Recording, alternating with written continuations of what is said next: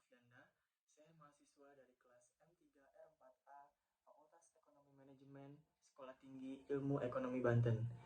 Pada kesempatan kali ini, saya beserta rekan-rekan mahasiswa dalam kelompok kami, yaitu ada Saudara Saifullah, Saudari Tati Yulianti, dan Bella Noviana, ingin menjelaskan beberapa materi yang terkait dengan komunikasi, seperti apakah yang dimaksud dengan komunikasi tersebut, apa saja unsur yang terdapat dalam komunikasi, dan apa saja fungsi dan tujuan dalam komunikasi.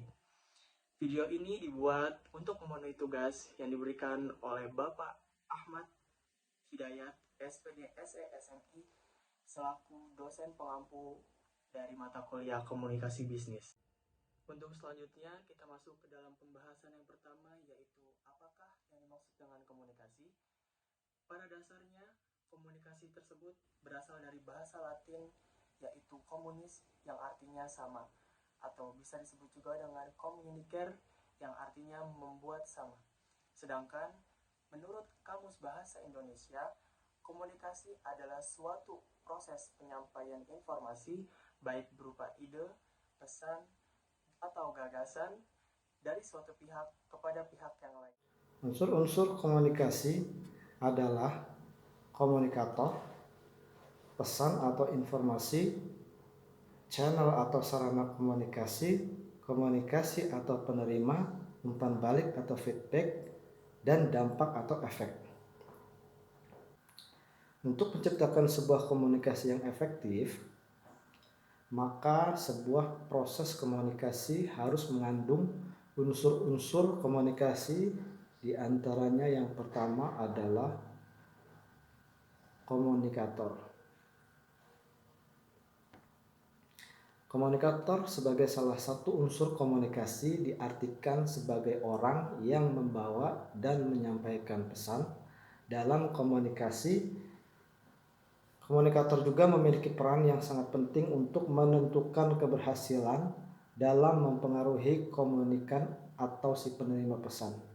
Komunikator tidak hanya berperan sebagai pengirim pesan saja, tetapi juga memberikan sebuah respon atau tanggapan dari proses komunikasi yang sedang berlangsung. Yang kedua, pesan atau informasi. Pesan atau informasi merupakan keseluruhan hal yang disampaikan oleh komunikator. Pesan merupakan materi yang disampaikan oleh komunikator kepada komunikan. Pesan dapat disampaikan dengan berbagai cara, misalnya melalui kata-kata, nada suara, hingga gerak tubuh dan ekspresi wajah.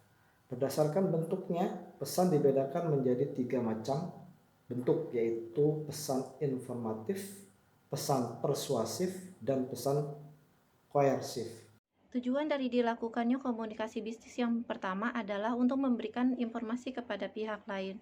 Contohnya, saat perusahaan membutuhkan karyawan baru di bagian marketing, maka cara yang dilakukan yaitu memasang iklan lowongan di berbagai media, baik media cetak maupun media sosial. Bentuk media yang digunakan untuk memasang lowongan tersebut itulah yang menjadi bentuk komunikasi bisnis. Manajer HRD akan memilih media apakah yang paling efektif untuk menyampaikan informasi mengenai lowongan kerja tersebut. Tujuan yang kedua dari dilakukannya komunikasi bisnis adalah untuk meyakinkan atau membujuk kepada pihak lain. Tujuan dari meyakinkan dan membujuk tersebut adalah agar apa yang disampaikan bisa lebih mudah dipahami serta dicerna oleh pihak lain tersebut secara tepat. Komunikasi bisnis dengan memberikan persuasi ini terutama sangat dibutuhkan ketika Anda sedang melakukan negosiasi dengan rekan bisnis ataupun konsumen. Cara penyampaian yang tepat akan lebih mudah dipahami oleh orang lain sehingga negosiasi bisa lebih sukses. Tujuan dari komunikasi bisnis yang ketiga adalah membantu kerjasama antar pelaku bisnis. Melalui komunikasi bisnis yang bagus, maka akan terjalin kerjasama bisnis yang bagus di antara pelaku usaha baik skala nasional maupun internasional. Di era teknologi digital ini, komunikasi bisnis antar pelaku usaha jauh lebih mudah dilakukan melalui berbagai platform dan media yang canggih. Fungsi komunikasi yang pertama, memberikan informasi.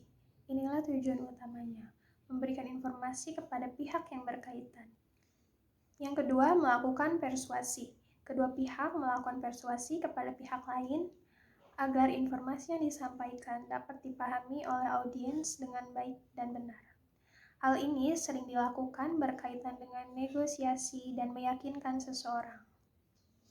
Yang terakhir, melakukan kolaborasi. Kolaborasi atau kerjasama bisnis antara seseorang dengan orang lain.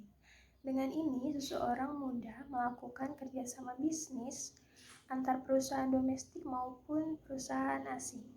Semakin pesatnya kemajuan teknologi, kolaborasi antar perusahaan di belahan dunia manapun relatif lebih mudah. Karena saat ini banyak media telekomunikasi yang sering digunakan seperti internet, telepon genggam, telekonferensi, email, dan masih banyak lagi. Teknologi komunikasi ini sangat berperan penting untuk mempererat dalam komunikasi bisnis.